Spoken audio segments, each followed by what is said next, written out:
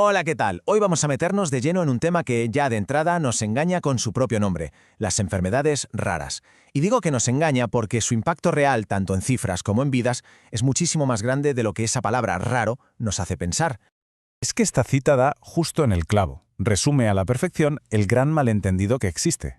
La palabra raro nos suena a algo aislado, ¿verdad? A una excepción a la regla. Pero vamos a ver que la realidad, cuando sumamos todas esas rarezas, es completamente distinta. Y aquí entramos de lleno en la primera idea clave de hoy, que es una paradoja en toda regla.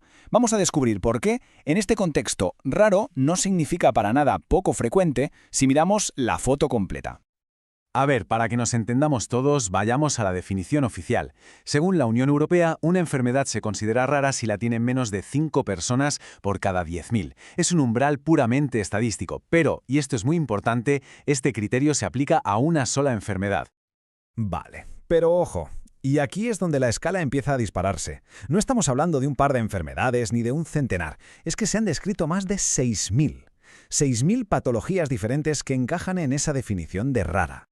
Y ahora vamos a traer esas cifras a casa. Si sumamos a todas las personas que tienen alguna de esas 6.000 y pico enfermedades, solo en España hablamos de más de 3 millones de personas. ¡3 millones! De repente la palabra raro se queda cortísima, ¿a que sí? Y si abrimos el plano y miramos a toda Europa, el número es que es abrumador. Más de 30 millones de ciudadanos europeos. Esto ya no es un problema de un nicho pequeño. Esto es un desafío de salud pública de primer orden. Y si todavía cuesta hacerse a la idea de la magnitud, esta analogía es brutal. Imaginaos que juntamos a todas las personas con una enfermedad rara en un solo país. Pues bien, ese país sería uno de los más poblados de toda Europa. No hablamos de un grupo, hablamos de una nación entera que se enfrenta a retos muy parecidos.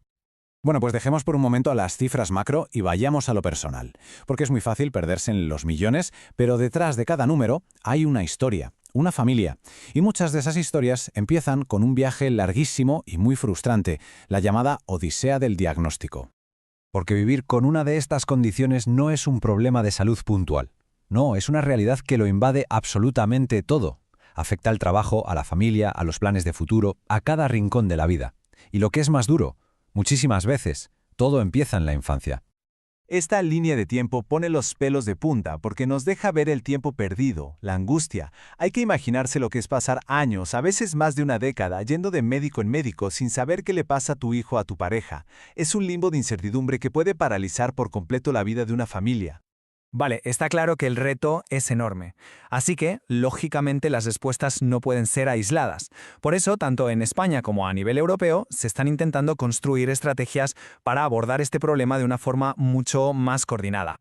En España, la estrategia nacional tiene una palabra clave que lo resume todo: coordinación. Suena genial sobre el papel, pero claro, llevarlo a la práctica, ese es el verdadero meollo de la cuestión. Todavía hay muchas desigualdades entre comunidades y una necesidad urgentísima de unificar los datos para que la información fluya como debe. Y esto nos lleva a un modelo europeo que es sinceramente una genialidad.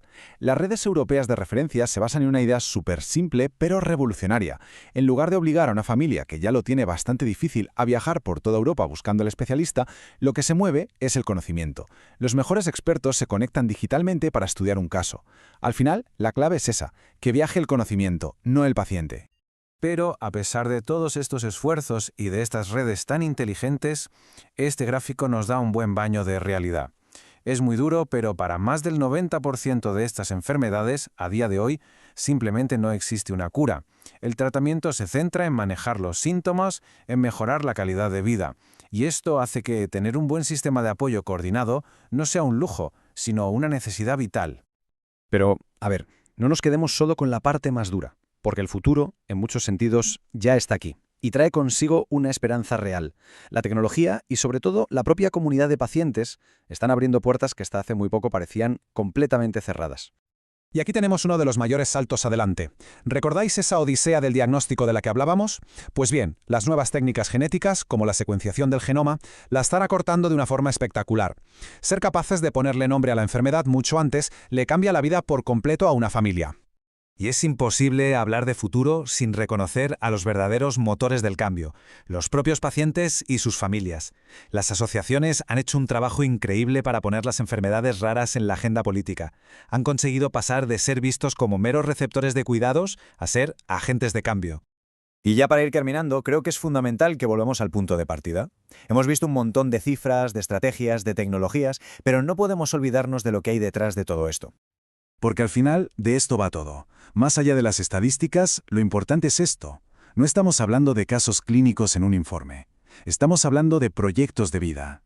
De niños y niñas que lo único que quieren es jugar y tener amigos. De adultos que pelean cada día por su autonomía.